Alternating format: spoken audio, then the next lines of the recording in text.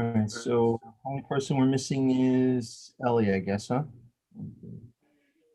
Mark, did Ellie say he was or wasn't coming? I'll text him right now. Okay. All right, let's give him 60 seconds and then we'll start.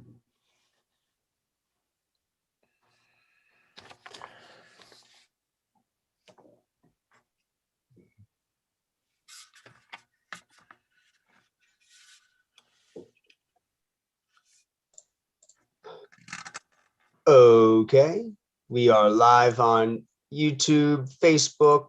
The Zoom recording is taking place. We are giving 50 more seconds to Deputy Mayor Katz.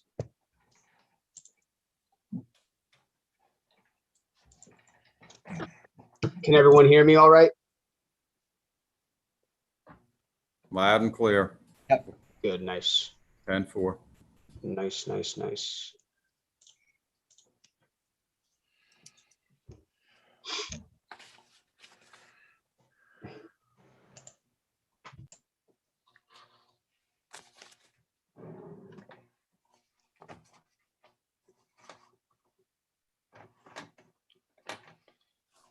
He didn't reply, so I think we can go ahead. I'm not sure what he told me.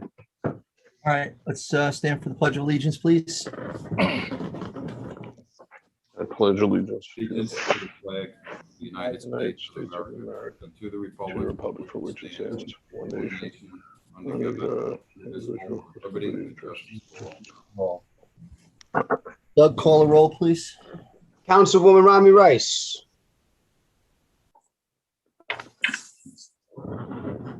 Councilwoman Rami Rice. Oh, I see her saying here, I see her unmuted, but I can't hear you, Councilwoman Rice, but I saw the yes. Councilman Bagan. Here. Councilwoman Organ. Here. Councilman Kaplan. Here. Deputy Mayor Schwartz. Yes, Representative. Deputy Mayor Katz. Mayor Dunleavy. Here. Adequate notice of this meeting has been provided by resolution number 226-2020, sending a copy to the newspapers officially designated for 2021 by way of resolution number 111-2020, filing a copy in the township clerk's office and posting it on the municipal building bulletin board, and the mayor hereby directs this statement be included in the minutes. Thank you, Doug. Good evening, everybody. Present tonight, just a few announcements. Present tonight are Dean Kaczynski, who is coming to us from the southern annex of the Southern Florida annex of the township offices. Doug Roussillon, township clerk. Clarence Barnes, building maintenance worker. Ron Goodman, our volunteer cablecaster. And another guest star this evening, William Rupp from the law firm of McCusker and Selmy, Rosen and Carvelli. The next meeting of the council will take place on Thursday, March 25th. This is another budget meeting at 7 p.m. And this evening, the council did not meet in closed session prior to this meeting. At this point, we will open it up to the public for good and welfare. We have 3 minutes for each. So Doug, if you could move forward with that.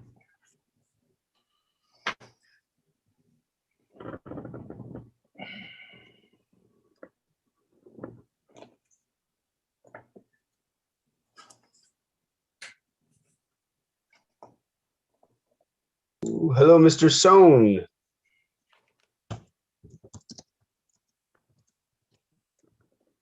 Mr. Sohn, are you there? Need to unmute, sir. Okay, now can you hear me? Loud and clear, sir. Okay, thank you very much. You have 3 minutes. It's worth a reminder of some of the things that were discussed on Tuesday night about the payments to the Sanzaris and the payments from the Sanzaris. In November 2017, repeating a pattern that had gone on for years, Mr. Katz was the beneficiary of a series of contributions from people named Sanzari. Not 1,000 or 2,000 or 3,000, but series of thousands of dollars, $2,200 contributions from a series of 5 individuals named Sanzari, plus an extra $1,000 from the company just thrown in on top. That money over the years has funded Mr. Katz, has funded Mr. Katz's smear tactics over the years. And the word used that evening, pathetic, I think really has to stand as an action that we should all be concerned about, where money is flowing from a major beneficiary of the township's largesse and will be floating back consistently. And I could just wait a couple of months, you'll see even more money flowing in that direction. But the pathetic aspect of what goes on gets worse. 3 members of this council, members Schwartz, Pagan, and Organ, received a $900 contribution that was from the Nishawin Group that was not reported until January of this year, more than almost 8 months after it was received. That contribution was very generously rewarded on July 1st with an offer as the alternate planner. And then in November of this past year was even more generously rewarded by granting to the Nishawin Group a $20,000 offer for a contract to fix an open space and recreation plan that was already completed at a cost of $10,000.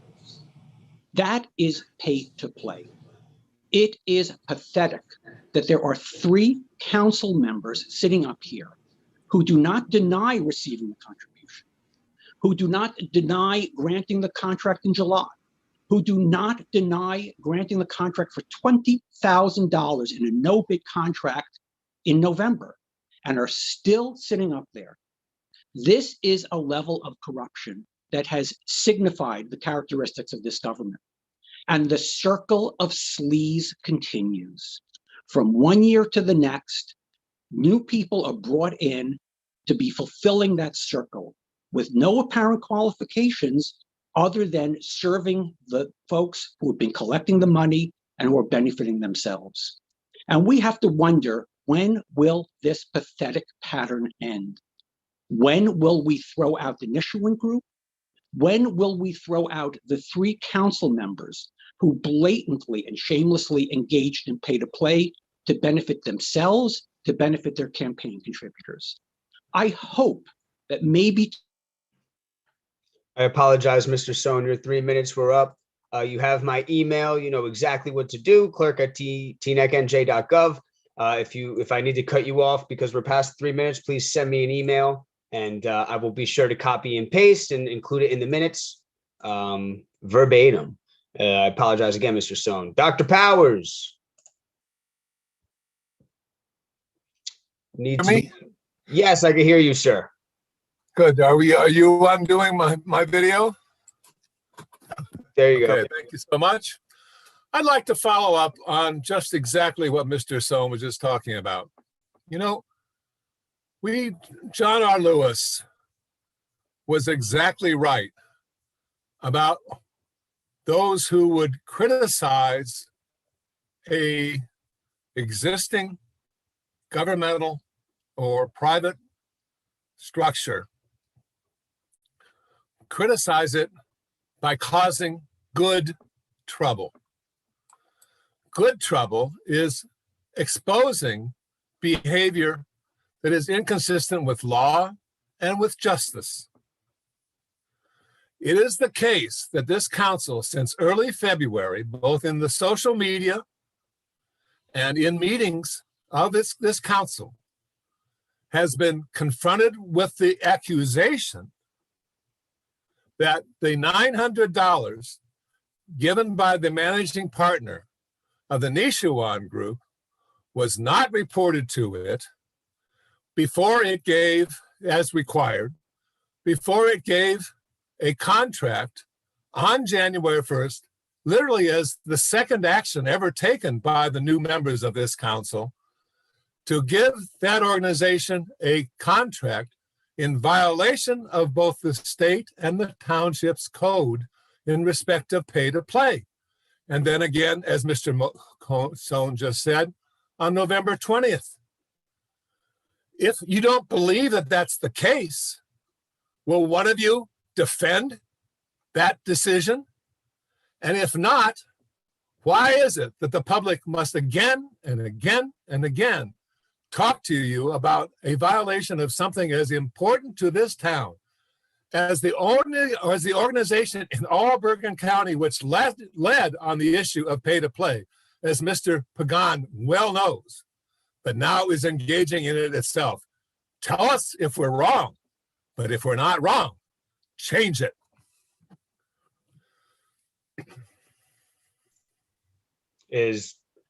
Are you done? I'm done. Thank you, sir. I see another hand here. Mr. James Veach. Bring in Mr. James Veach.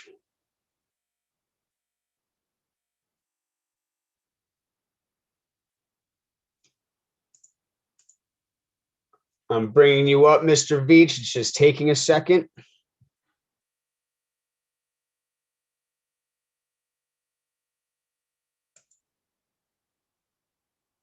I see your name.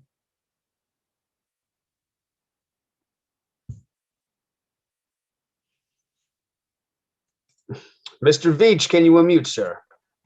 Hello. Hello, sir. All right. Thank you very much. 3 minutes, sir. I wanted to follow up on the comments about the Nishwan contract in this context. At its most recent meeting, the Environmental Commission voted to urge the planning board and this council to proceed and review and approve the open space and recreational plan written by Barbara Davis and the Land Conservancy of New Jersey. The motion would have been stronger had it not been for Mr. Kaplan's intervention. I think improper intervention. But the motion stands, and I think it passed unanimously with 2 abstentions, to urge that the council go forward with the $10,000 open space and recreational plan and not pursue any further action with the Nishwan Group. Given that the Environmental Commission is a statutory body, this is not an advisory board.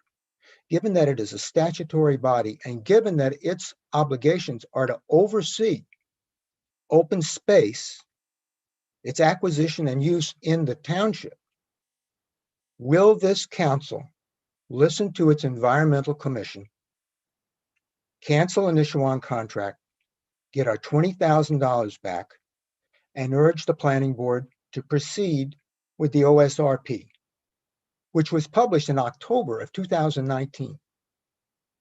Thank you very much. Thank you, Mr. Veach. Mayor, at this time, I don't see any other hands. Okay. We'll declare the public session closed, and I'll ask if any of the council members wish to make a comment. I see Councilmember Kaplan and then Councilmember Pagan. Go ahead. Thank you, Mr. Mayor. I'll speak because Mr. Veach mentioned that I did intervene with the Environmental Commission. It is true. The Environmental Commission had not properly been operating. They did not properly notice meetings correctly. They did not properly operate within their mandate. The attorneys had to come several times, and I don't believe it was nefarious. There were some new members leading the commission, but what I had told them was that the role of the commission was to advise and report, and that as a separate independent body, they could not mandate that the town council do anything, nor could they tell the planning board what to do. So whether or not they wanted a stronger statement, I will just leave it at that. But it is true that I did intervene in my role as liaison to inform them as to their proper role. Mr. Powers wanted to know if somebody thought he was wrong. I want to be very clear. He is wrong. He's wrong on the law. He's just wrong. I don't think it needs much more time there. Look, Alan Sohn keeps coming back about Glen Point and Sanzari, and he repeats the same lines, and he's been doing it for years. I took time today to write out exactly what happened in a decade and a half long set of litigation. I don't normally plug my own writing, but I think this one's worth the time and effort for residents to go. I wrote it at tnectoday.com. It's the top article after the header over there. And it's entitled, was it Glen Point Tax Appeal in the Rearview Mirror?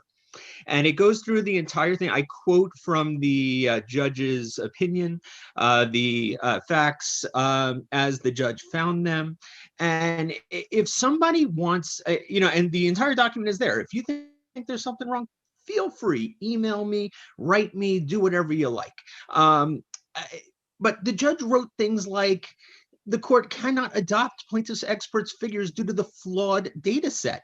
The court will adopt the township's experts. The data is more representative. These are literal quotes from the opinion. Regarding credibility of plaintiff's valuation determinations, the court cannot accept plaintiff's experts' conclusions. The testimony of the township's conclusions was based on its assessment of the quality and condition of the hotel. As credible and will utilize his figures in its own determination. The court finds the township experts' conclusions more credible. The court finds the township's experts' opinion to be credible and will adopt the same. These are not the words you find in a bad opinion.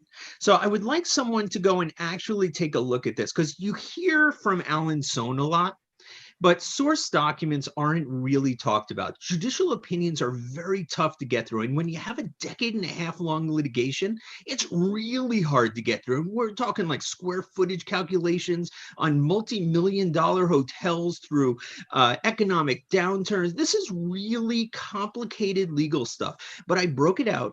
You can go and take a look. You can see what was asked for, what each side was asking for, what the final results were.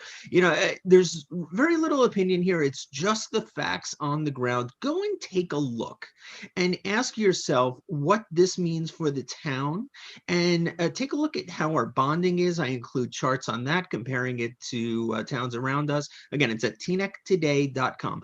And just take a look and give us proper feedback, because it's hard sometimes when we only hear from people that come with a very clear agenda to attack the people on this board. I am open to all kinds of criticism, but I would like it to be legitimate. And what I heard tonight was a lot of illegitimate criticism. And I use that term very seldom. All right, that's it. Thank you, Mr. Mayor. Thank you. Councilmember Pagan, and Doug, if you can just have the record show that Deputy Mayor Katz has joined the meeting. Absolutely, I got it. Thank you, Mayor. I just want residents to know that the resident from Cottage Place and the resident from Academy Lane have no idea what they're talking about. But more importantly, for tonight's meeting, residents in Teaneck should know that our township is doing better financially than our neighboring municipalities and hundreds of other municipalities across New Jersey. And that is in due thanks to the previous fiscal decisions of our manager, our CFO, our municipal staff, and previous councils. Our auditor and the Moody's credit rating agency both say that Teaneck is on strong enough financial ground to weather the fiscal storm posed by this pandemic, but we still have to be diligent, we still have to be steadfast, and we still have to be careful with how we proceed financially. The budget presented by our manager and our CFO is responsible, and it is lean. So residents should please note that we take this responsibility very seriously, and that we are going to do everything in our power to hold the line on taxes, to protect our township, and to protect the 42,000 residents who call Teaneck home. So I thank the residents who are tuning in tonight, and I look forward to hearing what our police department, our fire department, our public works department, and our engineering department have to say tonight. Thank you, Mayor. Thank you, Councilmember Pagan. Deputy Mayor Katz, I know you kind of came in the middle of all that. Do you have anything you want to say before we move into the budget tonight? Sounds like I missed some fun, good, and welfare. I'll be listening to the tape. Okay. All right. I'll take that then as a no. Okay. All right. So Dean, do you want to Sure. do the introductions and we'll move forward with the reviews? Absolutely. So what we're going to do tonight, we have the police department, fire department, public works, and engineering in that order. And just so council knows and the public knows, you know, I spent a lot of time with every department head honing down and just making sure the budget is responsible and maintains the level of services that our residents deserve. And again, there was some difficult decisions made, as I explained during the budget presentation last week, delayed hirings, but everything included in this budget covers what we need as a township in providing responsible service and essential services that I'll discuss under each department's capital request. So again, I just want to thank the department heads again for their cooperation. They knew it was a tough year, going to be a tough year, especially this one. We all say every year it's going to be tough, but more so the past year with the COVID crisis. And I worked and spent a lot of time with our CFO, with Chief O'Reilly, Chief Zaretsky, Mr. Arahill from Public Works, and our engineer to make sure, again, that this is a responsible budget that provides the essential services our residents need. So, Doug, just make sure Chief O'Reilly is led into the forum here. Yep. And just to go over, and I'll let Chief O'Reilly speak a little bit, but the police budget this year, I'm approving $352,295 in their operational budgets. Last year in 2020, we adopted $306,662. Yes, there is an increase of 14%, equivalent to 45,000 and change, but this is solely due to a mandate by the Attorney General's office for an audit. So I will let Chief O'Reilly speak about that. Everything else basically remained flat. I brought up at the last budget meeting that we will look to hire 5 police officers in the July class. I believe that starts on or about July 10th. There are 2 other officers that retire August 1st. Those are positions that are not going to be filled right away. They will be filled in 2022. So we have a little bit of savings from that end and breakage from that end. Chief, do you want to go over your budget and just explain some of the items, especially the audit that must be conducted? Yes, sir. So we'll start with that. And then for council members, the sub account is 250.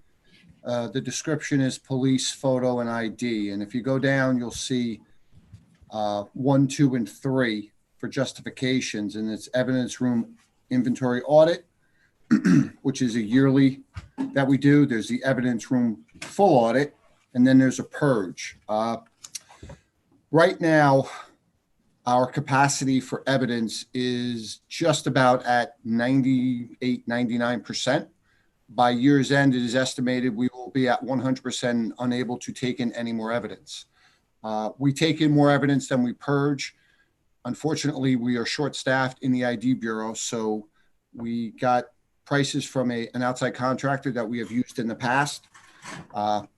He will allow us to get the evidence room audited and purged, and in guide, it also will be in conformity with our accreditation. So if you'll see on number 3, property room consulting, we have less than 12 months till full capacity. And if we combine our full audit and purge, there's actually a savings of about $4,000. That would be even less if we do both at the same time. So in discussions with the manager, we both felt that this is something, one, it needs to be done. We are not capable of doing this on our own. We do not have the staffing for it. So this is a one-time expense. It'll allow us to gain a handle on it. And then going forward, we should have a system set up where we will be able to purge as we go, so we don't get into this place again. I don't know if any of the council members have specific questions, if they would like to ask. I just wanted to bring up the overtime. The overtime's going to remain flat at $600,000 for the police department. Yes, they were over in 2020. Again, that's due to a variety of reasons, to include the retirements that took place, again, so that council and the public are aware. It takes a long period of time, first off, to do the backgrounds, send someone for a psychological, medical, physical. The academy is 6 months. They get out of the academy. It's a 3-month plus field training program before they're on their own. So when people retire, it's a process to get them the backgrounds done. Certify the list through civil service first. The backgrounds are done. Interviews, psychological, medical, physical, police academy. Again, there are 2 a year. One is in July, starts in July. The other one starts in January. Again, that is a full 6 months, 3 months of field training. So it's not too quick that we can get replacements on the road. So due to manpower, staffing from retirements, due to the coronavirus, and again, the police department experience what a lot of other municipalities experience, the people that became infected with the virus. The chief had to quarantine quite a few people, which led voids in staffing, which involved overtime. And of course, you had the tropical storm, the early snowstorm, and you had the number of demonstrations that took place during the course of the year that involved overtime. So that really accounted for the increase. I just wanted to make that public. Any questions of the chief? I had a question. Sure, go ahead, Councilman Kaplan. Chief, thanks for coming. Compared to a lot of the things that people might hear complaints about, permits might not be top on their list for police departments, but that was one that I got, and I understand the limitations when people retire, especially when they don't give enough notice to get other people for the positions. My specific question to you is because we do have a series of officers that could retire at any time. Has there been any thought to having non-uniform officers that are capable of taking over certain things, such as ID Bureau tasks and various things that the state allows for civilians to handle, so that we wouldn't be in a particular crunch when an officer goes and retires, and what options that gives us for the budget going forward when the only option is really overtime, and sometimes we can't even do that. So we are trying to do some task migration, if you will, and having other bureaus pick up some of the slack, particularly as it relates to ID. Unfortunately, when it comes to evidence, there's only a handful of people that can actually process the evidence. So it's a little more difficult. But when we talk about permitting, we are now having detectives assist with that to get that backlog out. So that should help clear that up. We're also, probably the end of this month, we will have 8 officers in field training that will be out on their own, so we can backfill some positions. The ID Bureau is one of those positions. So we're hopeful over the next few months we could start to clear some of that out with the Detective Bureau assisting them. So there is some task migration going on that should help alleviate that specific problem. Going forward, I'm hopeful that the mass number of retirements will start to ebb a little bit after this year. With the retirements that we already are aware of, there's only about 15 officers left that can leave by the end of the year. So we're kind of getting to the lower end of it now. So I'm hopeful by sometime the middle of next year, we're really kind of past it and back to full staffing. So I think we just got to weather the storm a little more. We're constantly, myself, the deputy chief, and the captains are trying to figure out ways where we can, if need be, move people around and/or move workloads around to get things done. So it's a never-ending task, and as one thing seems to work, we seem to have something else come up. So we're constantly adapting to the new dynamics that we're presented with. Sure, and I don't think anybody would doubt the Sisyphean tasks that are ahead of you. I was just curious specifically what you thought, and while I have no doubt that the detectives are, very perhaps overqualified to work some of the things, just dealing with reports in the ID Bureau. Obviously, evidence is separate. But what are your thoughts to civilians who wouldn't necessarily have the same requirements as a fully trained uniform officer to handle some of those things that perhaps can bring down the overtime and help in the general course? Well, we're never opposed to civilian, to using a civilian if we can. We do have 3 Records Bureau clerks that we can use. And I don't know if there's a specific function, but right now, I do believe that the functions that the officers are carrying out are in fact functions they need to carry out. So I don't know that we could use a civilian for that, but I'll meet with staff and we'll go over that and see if there is something that we can possibly use a civilian for to do that. Great. Thank you very much. No problem. Any other questions for the chief? Mr. Mayor, I just have a comment, and it's going to be a comment for all the. It's not directed to the police chief. It'll be to everyone tonight and the future nights. Is obviously seeing what we could do, subbing out, like you mentioned, subcontractors. I think is key right now because of our certain expenses that we entail with bringing people on full time. So thank you very much, Mr. Chief, for your comments around the evidence room, and anything else you can meet with your staff and see what we can do would be greatly appreciated. And I look forward to voting on that 0% budget that the mayor was mentioning. Thank you very much. One of the things I just wanted to bring up while I have the chief, we'll go over his capital. The only item in his capital budget this year is the Alcatest machine, and that's a $20,000 cost. Chief, you want to explain the need for that item? So you're talking about Alcatest? Yes. Okay, so this one has been on the capital budget for a few years, and I apologize for that. But every year I'm told that this is the year we're going to need a new Alcatest machine. And I think this is the 3rd or 4th year it's been there. But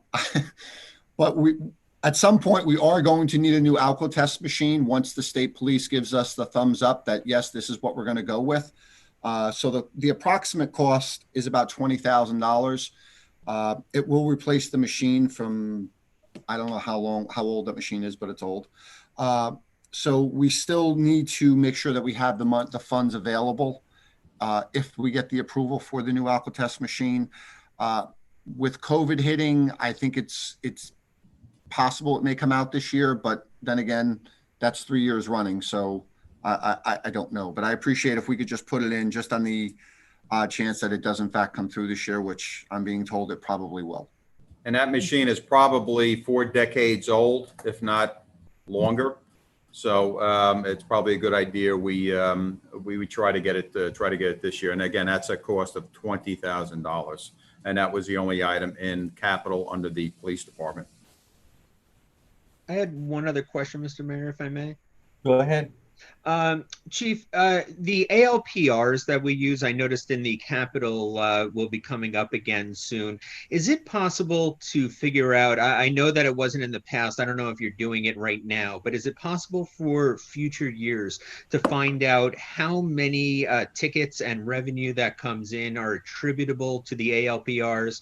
If they're scanning a license plate that shows as, a non-registered vehicle and we're sending a summons, or if we're using them during snow plow removal and cars aren't moving and we're sending a summons, is it possible to find out what's directly attributable to those ALPRs so that we have some mechanism to determine if they're worth the capital expenditure?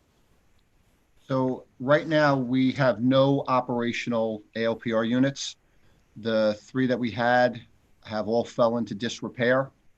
And we are looking to go with stationary units as opposed to the mobile units. In speaking with the prosecutor's office, they feel that that's a better use is the stationary unit. With everything that happened last year with COVID, we opted to push that to 2022. So I don't know that I could give you an answer to that question specifically as it relates to us. We certainly can speak with the prosecutor's office to see if they have any data that we could maybe try and give you an idea of how that could possibly work or what it would look like. I appreciate that. When you say stationary, you mean set on a road somewhere? Yes, fixed. Yeah, okay. Yeah, and I basically, I'm not sure if it came across. We just were asked to spend this money in capital, and without knowing what the benefit is at the end of the day, it's hard to determine from my vantage point if that is the best use of capital for that particular project versus something else that we might use. So it's helpful to get those reports. But thank you very much. Okay. Anybody else have any questions for the chief? Okay, great. Right. Chief, thank you very much. And thank you for all you do for the township. Okay, thank you. Thank you. I just want to cover emergency management falls under public safety. In your books, that's under account 252. Just to cover that quickly, that remains flat at 22,400. It just covers various equipment, police, fire, other departments, hazmat, physicals, and that's pretty much remained flat for many years. Also covers our CERT program, SWIFT reach, other incidentals for railroad emergencies, decontamination. Again, so that's remaining flat under public safety at $22,400. The next person I want to bring in is Chief Zaretsky from the fire department.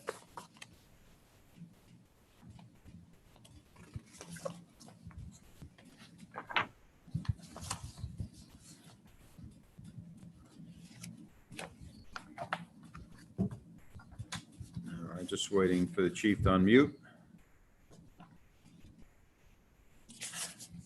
Good evening. Deputy Chief Joseph Burchell, the Teaneck Fire Department. I'll be speaking on behalf of Chief Zaretsky tonight. I want to thank the council, the manager, the staff, and the residents for allowing me this time to speak to you tonight regarding our 2021 budget. Our 2021 budget this year is remaining somewhat flat. As we know, it was a difficult year with both residents and maintaining the quality of service for our members, keeping the public safe. Unfortunately, through this year, we lost a staff car, a plow pickup truck, and an engine due to severe mechanical issues. So we appreciate any and all funding that you will continue to seek and continue to fund the fire department so that we can maintain our professionalism in the community and provide the quality necessary services that we currently provide. We continue to pursue grants with both our neighbors, Hackensack and Englewood. We're currently sharing a $500,000 grant to train all our members to RIT level training, which will basically allow them to save themselves and or other members should they come in into some type of trouble. We're also in partner with the county regarding getting free equipment and water rescue training.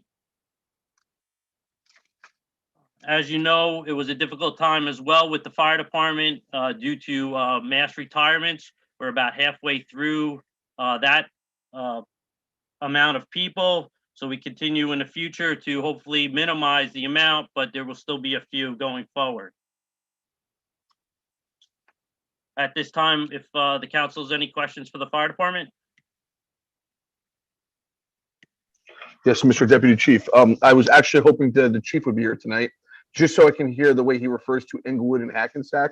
So if I can ask you to refer how he does the over the river and through, I forget what he calls it, but I was waiting all day for it. Over the river and through the woods. No, it was something he calls Englewood something else, but okay. Do we have any update on the projects he was working to in regards to the fiber optic and the potentially merging of dispatch, so we can get those guys on the road? Yes, in addition to not only trying to pursue different grants that will allow us to do that with costs not associated with Teaneck, we continue to move through with getting fiber equipment, updated desk areas, and as you can see in this year's capital budget, there's additional money to move forward with some of those projects. Excellent, thank you very much. All right, just quickly for council, so that you know what we exactly budgeted. In 2020, we budgeted for their operations $363,546. In 2021, they're seeing a 38% decrease, and we're asking for $222,343, and that's under sub-account 221, which covers special projects. that really accounts for that that reduction. And that had to do, and Deputy Chief, you could explain the reduction that was due to the rescue equipment? Correct. Currently, we used to have a staffed, fully equipped rescue truck. By you allowing us to purchase 2 new, more modern squatter vehicles, we were allowed to and able to divide that equipment down, put that equipment now on 2 vehicles that are staffed 24/7, as opposed to a vehicle that just used to sit in a garage, and in turn sell that vehicle for $125,000, which allowed us to buy all new equipment to now equip those 2 brand new engines that you allowed us to purchase. Okay. All right. Thank you, Deputy Chief. Their overtime budget is $500,000. That's remaining flat. Yes, the fire department went over in overtime. Again, generally for a lot of the same reasons. A lot had to do with COVID. A lot had to do with the retirements. And a lot had to do with quarantining firefighters and meeting minimum staffing. I have had discussions with Ted Ehrenberg, the city manager in Hackensack. Again, we're moving that project forward, having Hackensack do the dispatching for Teaneck, and that would allow the firefighter to get off the desk in Teaneck and on the fire truck. I am waiting for a proposal from the city of Hackensack to see what it would cost to have them do our dispatching. So I should have that relatively soon. As far as capital with the fire department, they do have 3 items that I have in the capital budget this year. That is for, again, fiber optic desk improvements. That's at $200,000. The SCBA packs, I'm not too familiar with that. I'm sure Deputy Mayor Schwartz or Deputy Chief can explain that, exactly what that is again. And also an incident commander and 2 inspector vehicles at $175,000. So the SCBA packs are $120,000. The fiber optic is $200,000. And the vehicles that they require is $175,000. Yeah, so those are self-contained breathing apparatus. Those are the air packs. If we don't have the air packs, there's a lot of funerals and a lot of new hires and everything like that. So we need to Want get to those. stay on top of that then? Yes. Yeah, generally. Correct. They basically have a 15-year life cycle, and then they are unfortunately have to be disposed of. So as we try to rotate through our stock, it does pay to buy them in bulk to get the savings on the front end. But then, however, you do run the risk of every 15 years having to redo that. They are what we use to wear to go into any IDLH atmosphere, which allows us to breathe in smoke, fire, and any other type of hazardous material falls. Deb, can you just go over the 3 vehicles, the need for it for council? Okay, the one vehicle is replacing a 30-year-old plow truck that we were able to get for $1 from Tenafly, which is also a refueling vehicle. The other is a command vehicle, which the daily incident commander uses to respond to calls every day. Again, generally that's a 6-year replacement cycle. We're currently at year 7, and by the time we see the vehicle, it'll be year 8. And then the others are one of the Spectre cars, which used to come from the PD, but due to the shortfall of PD ever having vehicles to trickle down, we no longer get 20-year-old vehicles. We just do not get any vehicles. So we're trying to allow our fleet or people to be on the road, to be able to service the community and do inspections and provide incident command, as well as meet the needs of pulling some of our hazardous materials, foam trailer, and other equipment, our boat. Thank you. Any other questions for the Deputy Chief? Okay. Thank you very much, sir. Thank you. Have a good night. Thank you for your time. The other account I want to cover quickly under public safety is the Teaneck Volunteer Ambulance Corps. We have $70,000 in there. That's our lump sum annual contribution to the ambulance corps. So that is at $70,000. I'll discuss a little more with the TVAC next week on the, it'll be listed on the agenda for a presentation, and we'll cover a request for capital from them. Next, I want to bring in Kevin Arahill, our Director of Public Works.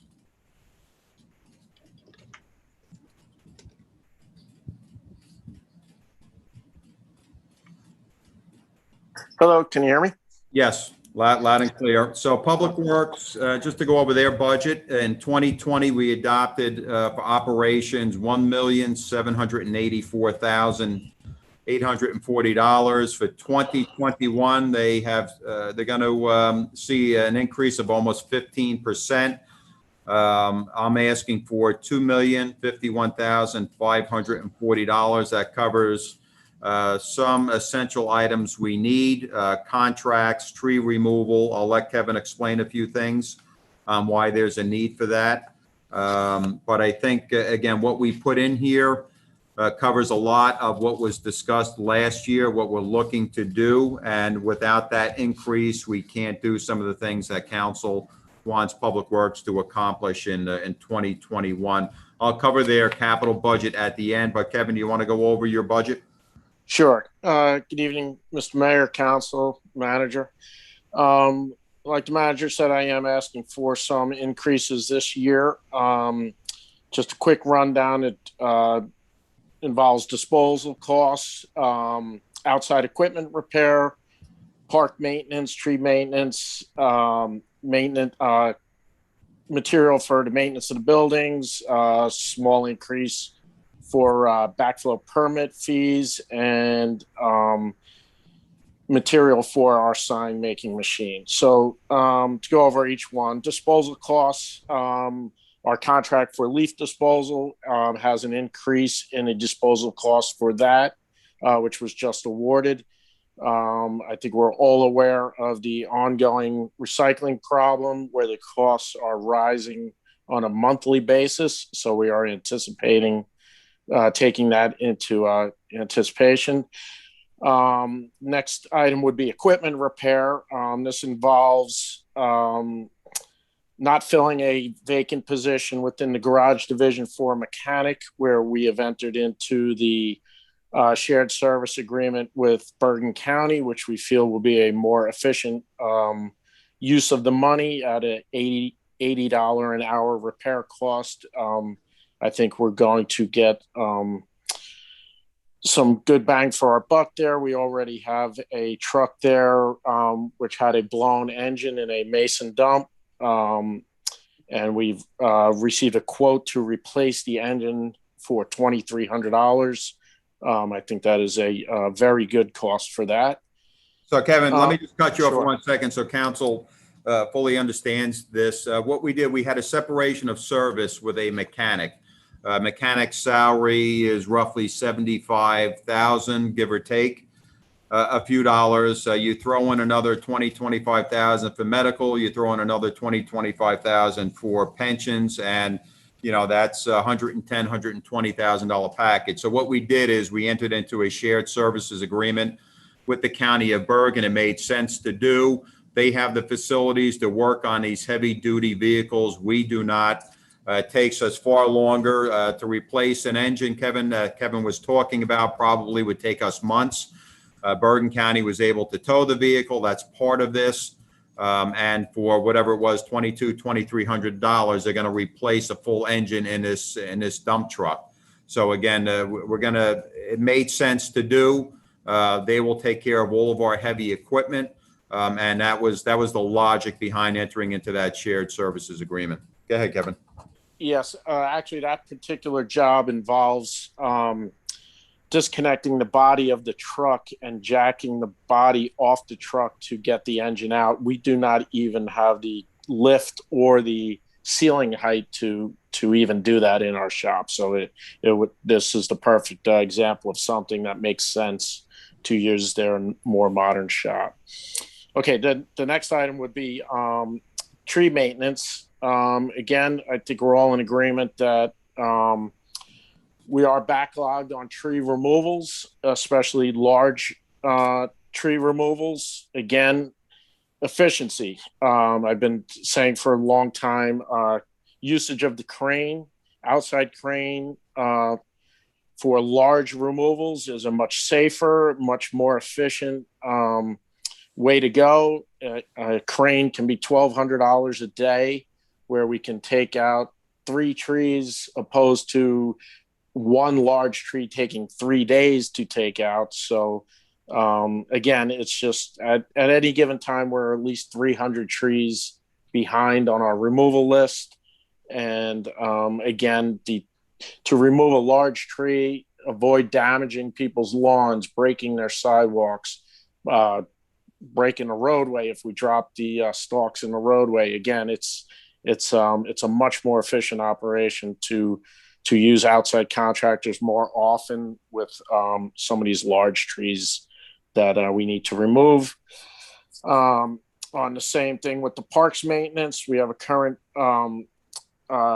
maintenance contract, which is mainly unimproved lots, islands, and things of that nature. We want to expand it. At one point, that contract did include the municipal green, which was taking off. We want to move back in a direction. Again, we know keeping up with grass cutting is a monstrous task with the crew we have. Crew is much smaller than we had in past years.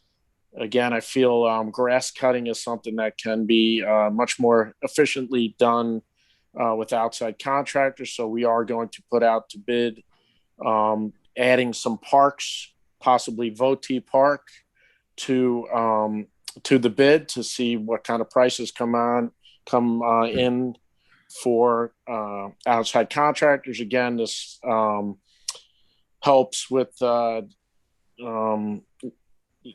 in-house. We have to deal with vacations, injuries, sick days, and stuff like that, which we will not have to deal with if it's done outside.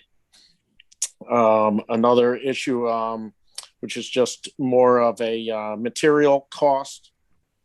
I've been asking for years to increase the maintenance budget for material. Again, we have more buildings, the field house, the road expansion. In the years we have not increased it. I think anybody sees the news knows that building supplies, just the price alone of material for my maintenance department has gone way up. A 2x4 right now is $8, where a year or two ago was only $2. So, I mean, that's just one easy example. A sheet of plywood is $60. I mean, in the years, material has gone up sharply in price, and we have not increased any of our budget for the maintenance material. One small addition was backflow permits. We are required to have our backflow devices inspected annually. In the past, we only had a few. Under the new Suez rules, we had to add backflow preventers on every water line we have in the park, which increased it from just having one or two to almost 25 now. This includes all new buildings. The new part of the municipal building has a backflow. Obviously, the field house has a backflow. So we are actually going to have to retrofit all our existing older buildings with backflow preventers at some point. But again, it's roughly $75 to $100 per backflow device to be inspected. So this includes all our seasonal meters, every one of our seasonal meters in the parks. If OT alone, having 4, the splash pad is an additional backflow preventer that was added recently. Any other things like that, we will have to, which again will be another $100 a year increase. Another small increase was for the sign machine. We are getting a lot of use out of our sign machine. The ink cartridges and the paper is expensive. You guys are dedicating a lot of roads, adding a lot of signs. We are getting a lot of good use out of the sign machine. But again, the ink and the paper is very expensive. So I think I covered most of the increases. Kevin, you want to talk about the leaf vac machine and your results of using it? Okay, the leaf vac, in my opinion, and my supervisors, I actually sat them down today to talk about it again because I knew this was going to come up. We do not find it to be very efficient. In the tests we have done, we did one street with the leaf vac, and a front end loader did the example was we did one long street in the Ramapo section, and a front end loader did the entire Woods Road section, which is the small side on the other side. So it's not very good. It's not good in the roadway. I thought it would be safer in the roadway. It actually sticks out very far with the arm, so the unit itself had to stay out in the roadway. My initial thoughts was it would be better on main roads for employee safety. It did not work that well. We ended up using it more in the parks because of it being safer. The piles of leaves are, when we're picking up our leaves in the park, they're loose. There's no foreign debris in it. So, they're freshly blown. So it picked it up better, again, which is what we knew was going to be a problem in the roadway with branches, twigs. People throw their potted plants out at the end of the year. When you have things in the leaves, when they clog up, you stop and take 5-10 minutes to unclog them. So, my honest opinion is the way we're doing it is the best way to do it. If anything, I would just increase the amount of loaders or the amount of garbage trucks that are out there doing the job. As far as overtime, we budget $326,400. That number is remaining flat. Public Works was under by about 80,000 in 2020. They used about 273,000 and change in overtime. A lot had to do with, of course, no snow in 2020. That, of course, will change for 2021, that number. But so that really attributed to the reduction in overtime. With their capital budget, I really, Kevin and I sat down with Issa as well and really went over equipment that was required, essential, must-need equipment. And I just want to go over that, and Kevin, and you can explain a little bit about these trucks. So we're looking to purchase a Bobcat skid steer with the attachment at $125,000, a tree truck with chipper. And it's my understanding, and Kevin, you can explain this in a minute, that a tree truck has a shelf life to it, a number of years before it can no longer be used. I'll let Kevin explain that. A street sweeper, a sewer jet truck, which is desperately needed. And I just want to go over this with council, a tub grinder. We're going to enter into an agreement with Bergenfield. We will be co-owners of a large tub grinder. Kevin can speak a little bit about it as well. Originally, we thought we were going to need about 75,000 from us. That number, I spoke to Corey Gallo, the Bergenfield administrator today. That number has gone up. To that tub grinder, the one that we need, a larger one, is going to run about $400,000. So TNEC would be on the hook for about $200,000, but we would be co-owners of it. It would save us money in the long run, capable of disposing of the large stumps, producing mulch. And I'll let Kevin talk a little bit about that, but those are the 5 ticket items that they truly need. Kevin, you want to go over the 5 I just mentioned? Sure. I agree. Like you said, these are essential pieces of equipment. These are not pickup trucks or things that we just would like to have. These are things that really are essential to the operation. The first one, the Bobcat skid steer with the attachment. This is, we're looking to replace our aging, they're called trackless machines. They're articulating machines with snow blowers attached.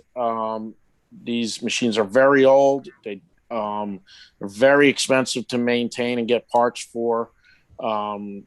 We can get no more life out of these. So this is the kind of the way we want to steer with the Bobcat. It's more efficient of a machine, much cheaper to maintain, and it's the direction we want to go as far as replacing these tracklesses. We fight every year just to keep them going, and it's becoming a losing battle. The Bobcat is much more versatile machine with the attachments for backhoes, leaf blowers. I mean, the list goes on for what kind of attachments we could use for that.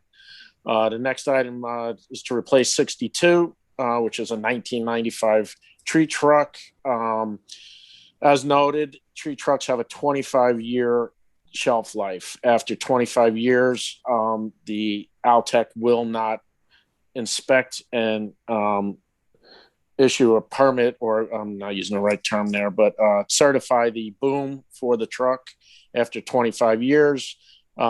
This is the same problem that Tenafly was having.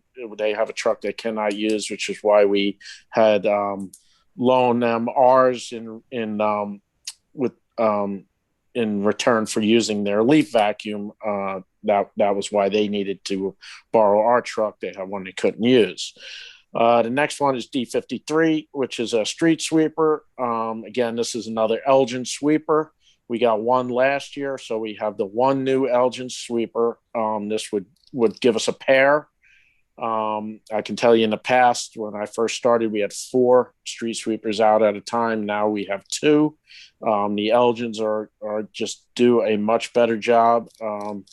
In the past, my predecessor went a different route. It was a good thought. It was definitely trying something new was a good idea. But we have found that the sweepers we bought last, which was the drivable type, more like a parking lot sweeper, it just does not hold up for the amount of work our sweepers do. We sweep more than any other town. We're out every day. Every street is swept every week. We really work our street sweepers, and the Elgins are, the BMW compared to the Chevy, and it's just the way it is. They're an expensive machine, but the life is much better.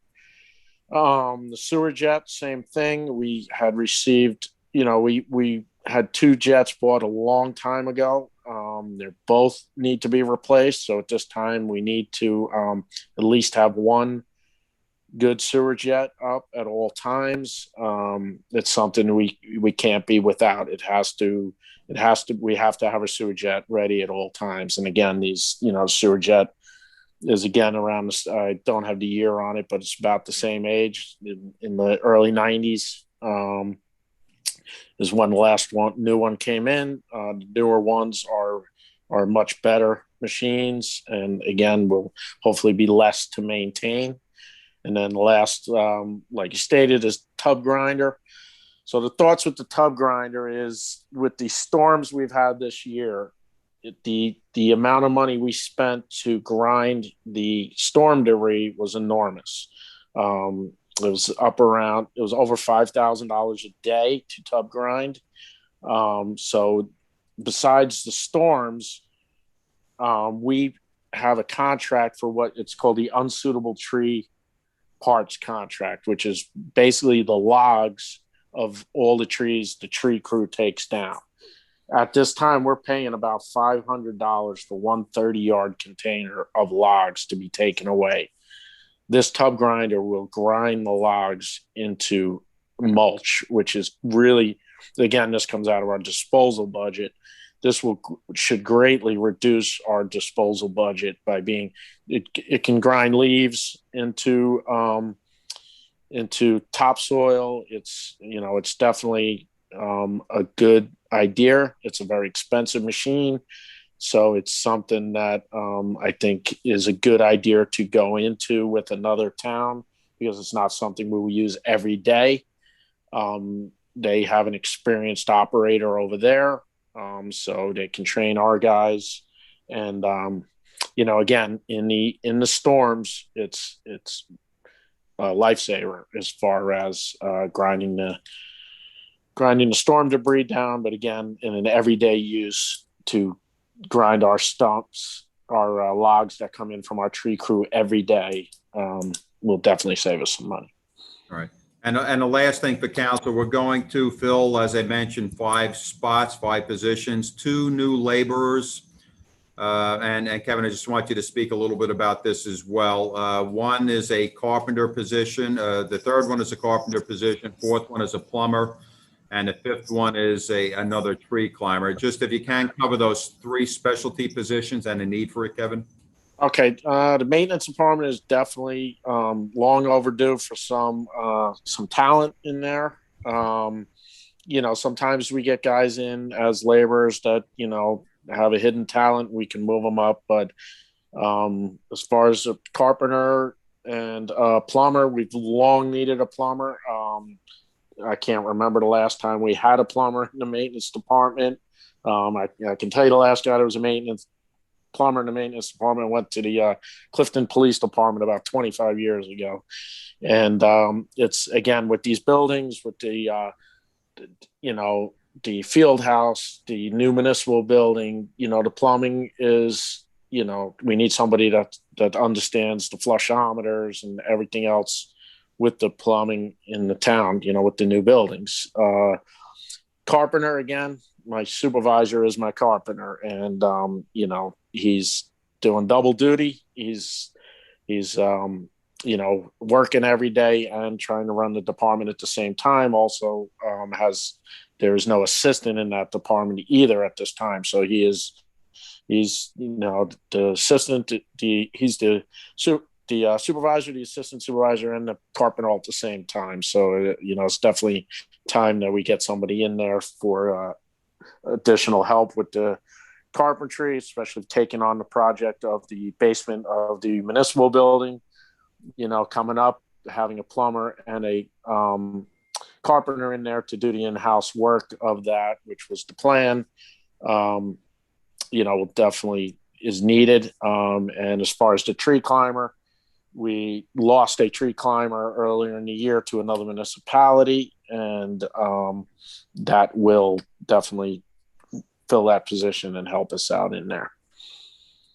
Okay, thank you so much, Kevin. And that's it as far as DPW is concerned, the mayor. Okay, thank you. Mr. Mayor? Any questions? Deputy Mayor Yes, Schwartz? please. Yes. I have 6 words to tell Mr. Director Hill. Outside contractors, and outside contractors. So I'm quite happy that you discussed using outside contractors. I actually envision a DPW where it's you, an assistant, and a coordinator, basically just dealing with all the outside contractors, whether that be plumbers, whether that be landscapers. There really is, I just don't see the efficiency in having people on staff. I mean, we're just, and I think you know this from a budgetary point of view, the fringe benefits, whether it be the medical, whether it be the pension, the employer tax and whatnot, exceed the starting salary and literally exceed it. And I appreciate you looking into those outside contractor ideas. I'd love to see that really, really ratchet up. And Councilman Katz made a great point at the council meeting about doing that with recycling. So that's something I'd really like to see done. And then, Mr. Manager, I'd like to make a motion, and I don't have it in front of me, I apologize. I believe you increased the tree budget to 200,000 from 150,000? Yeah, we added 100,000 for tree removal. Yes. Got it. Okay.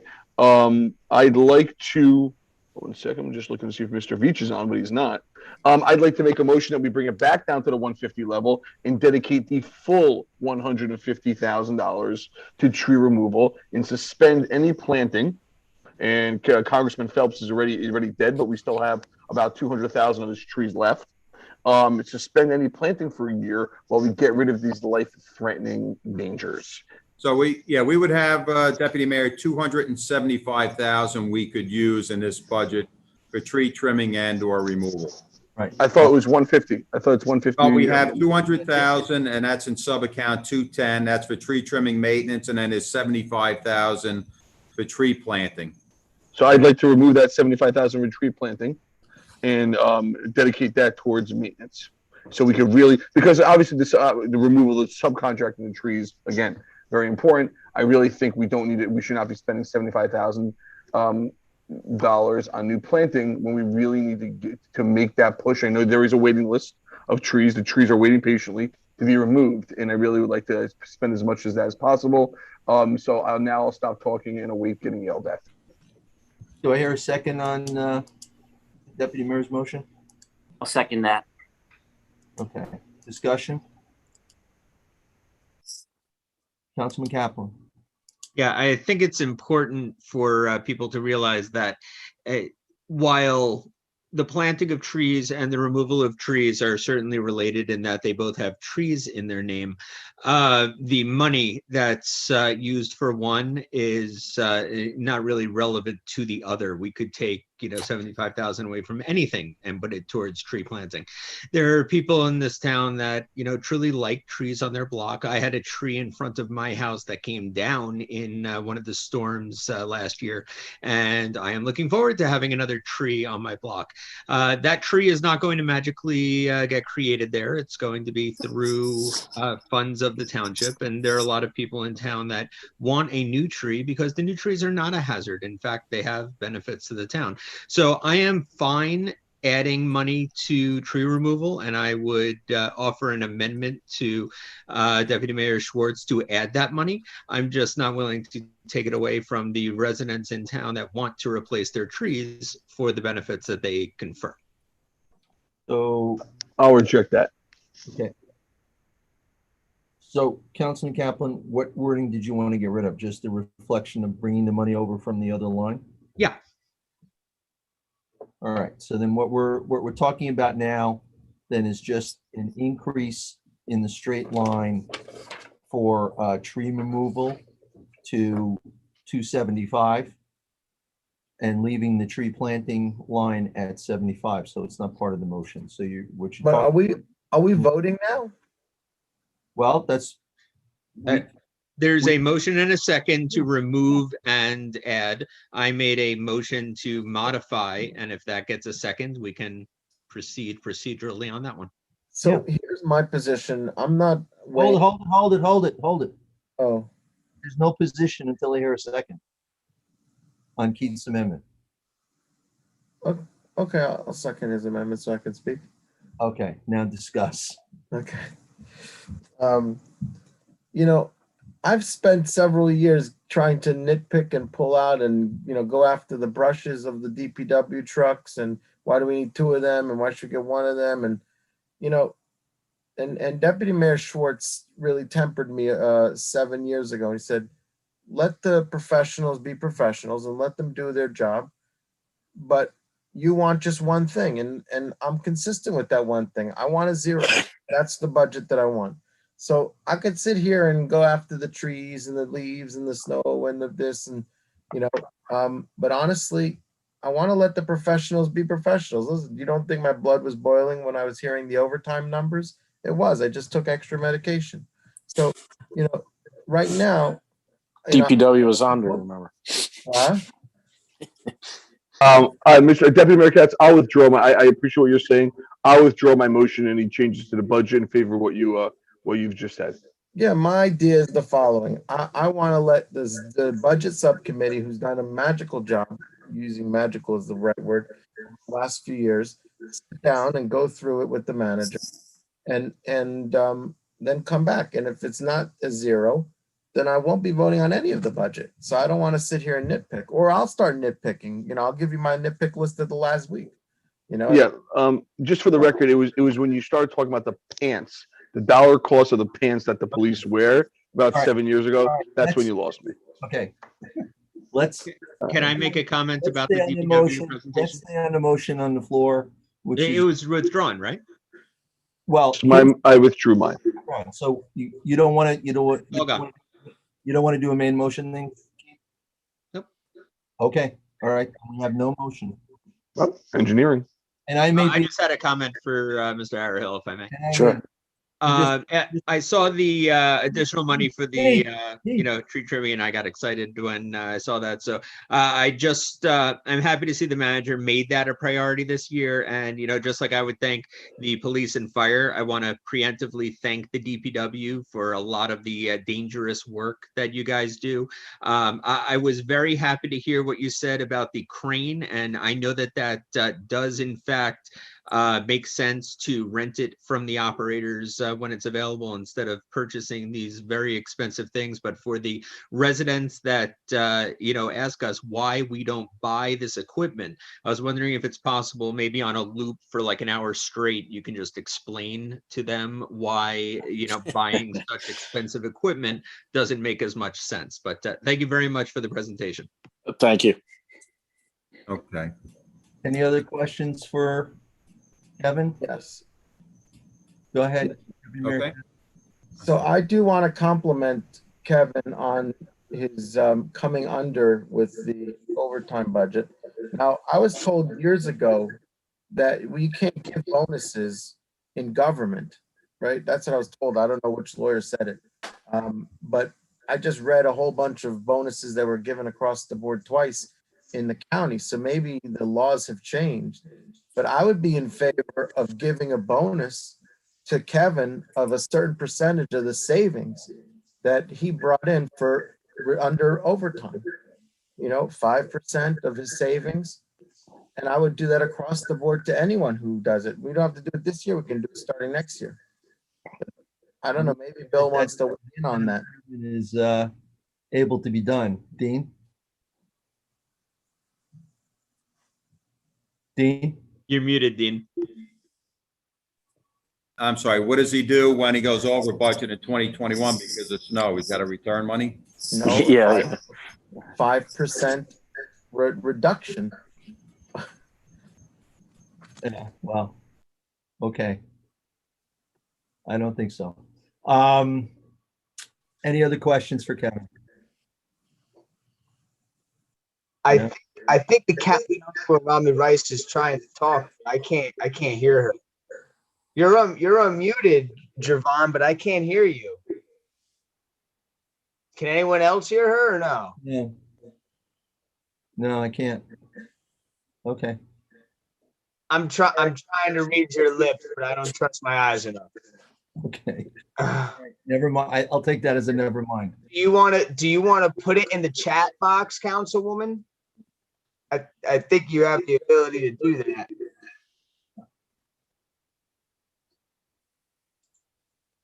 I think you can get in the chat box. Just make sure you're sending it where it says all panelists. There's a little menu there, all panelists. Thumbs up. Well, what do we do with the mulch? She's asking, what do we do with the mulch? Okay, I see it. Tub grinder. What do we do with the mulch, Kevin? We can give it away. We can use it not in the playground areas of the parks because that's got to be engineered safety fiber, but it can be used in beds. But either way, the mulch, even if we had to dispose of the mulch, it's much cheaper to dispose of mulch than solid logs. But obviously, we would try to use as much as we can. Like I said, that unfortunately, we can't use it in the playgrounds. We can only use it in non recreational areas, or like I said, in flower beds, Kevin, we can parking give it lot to the beds. public. We can give it to the public. We used to give it away to the public. Oh yeah, well we still do. Now we give away wood chips now, but this would be more of a people come down asking us for mulch all the time, and we tell them, well, we don't have mulch, we have wood chips. There's a difference. Well, the leaves would be topsoil. The councilwoman's asking if you could sell it to cover the cost. Can people bid on it? I don't know if it's that. There's a lot of mulch out there. I don't know. We could look into it. I know other. It's possible. Yes. Okay. Any other questions for Kevin? All right. Kevin, thank you very much. Great job. Thank you. Thanks. Thank you. All right. Okay, next we have engineering. I think David Graval is on. If you can let him in, Doug. With pleasure. I see Arsalan. Arsalan as well. Yep, sure.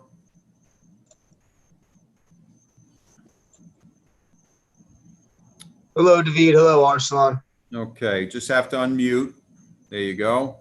Hey. And I'm not sure if that's Arsalan or Farah, if you can unmute as well. So let me cover engineering quick. That's budget 165. In 2020, we adopted $288,950, $288,950. In 2021, there's a slight increase of $2,300, which brings their budget to $291,250. there was an increase in professional services, which accounted for part of that slight increase. I'll go over some of the capital items that are covered under engineering, but I'll let either David or Arsalan or Farah just say a few things about the budget. Okay, good evening, ladies and gentlemen. Farah Gilani is away, so I'll cover for her for this evening. Yes, so basically, account 165 for engineering. It's pretty similar to last year, less than a 1% increase. Basically, the only increase is due to the extra Suez and PSE&G road work and all the inspection required to make sure that they stop deteriorating our roadways and put it back in as good a shape as they found it and better shape than they found it when they started digging. So that's the only slight increase to that budget on the professional services.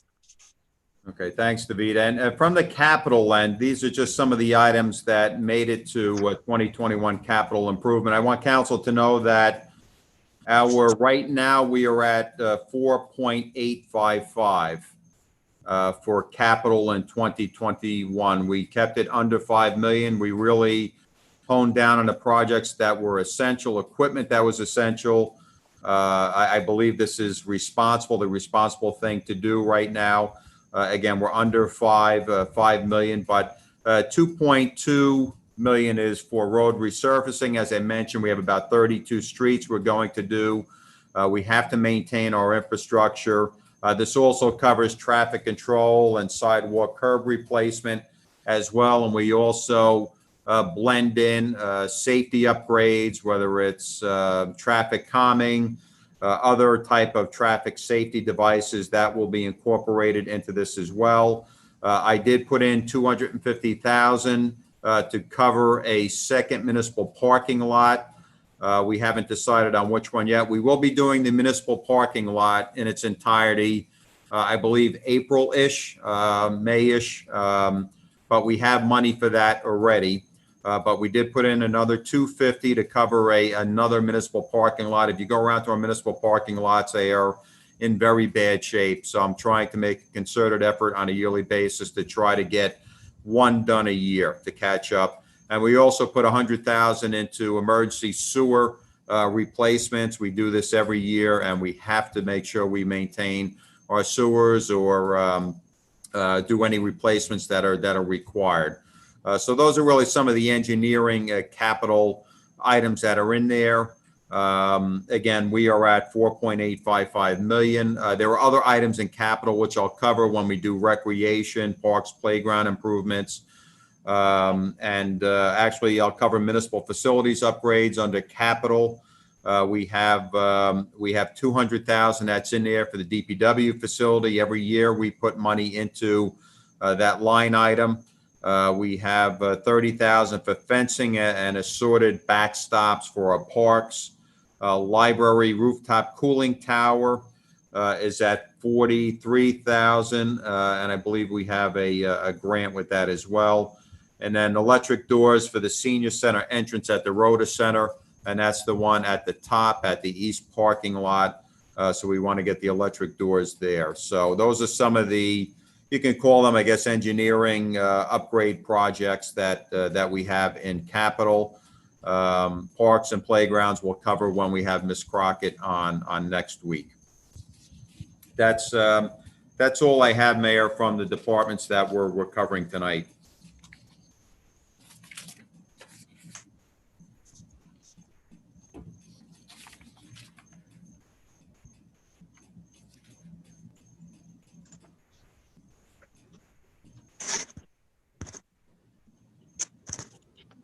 Hang on, Mayor, you're on mute. Sorry.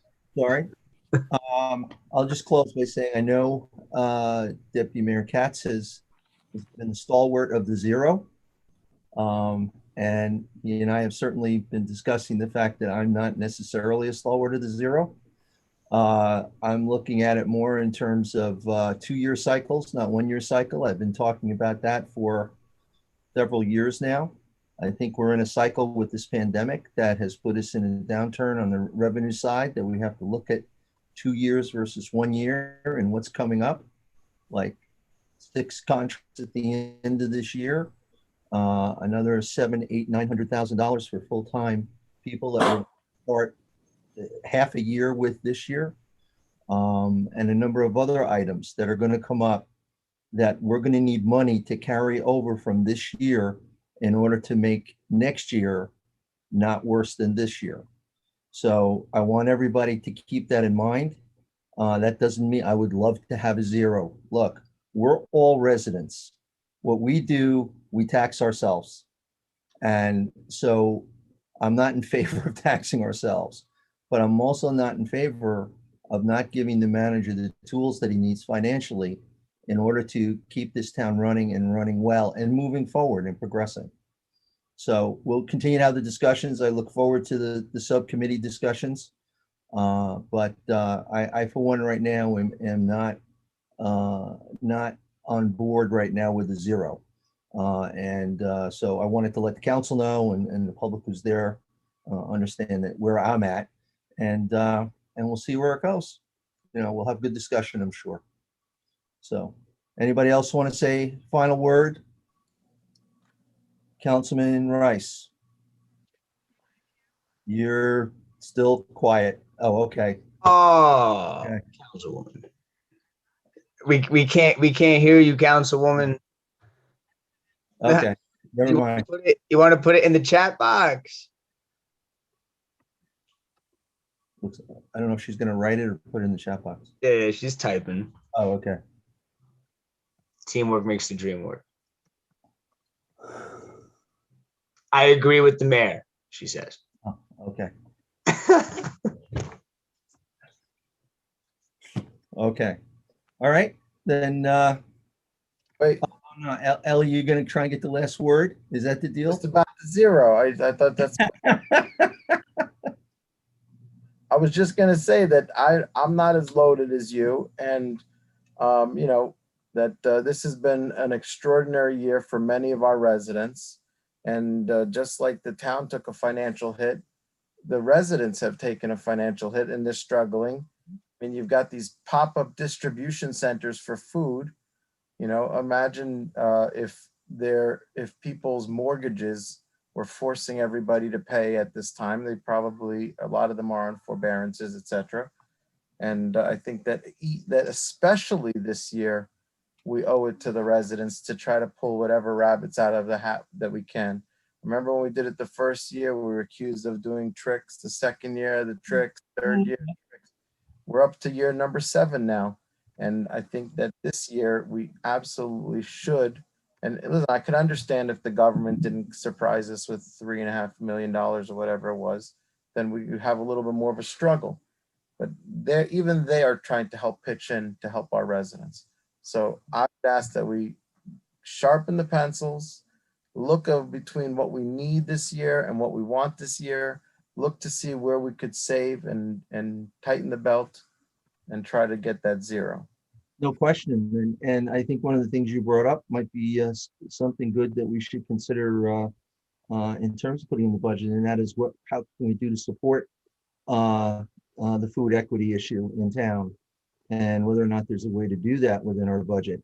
I understand the problems and I understand the people involved, but maybe we can handle it in a more significant way by having people from our town help them through their tax dollars.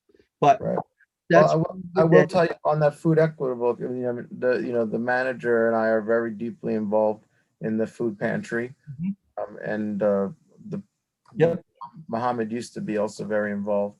But he's actually more on a county he's actually on a county level helping the Teaneck Food Pantry a lot.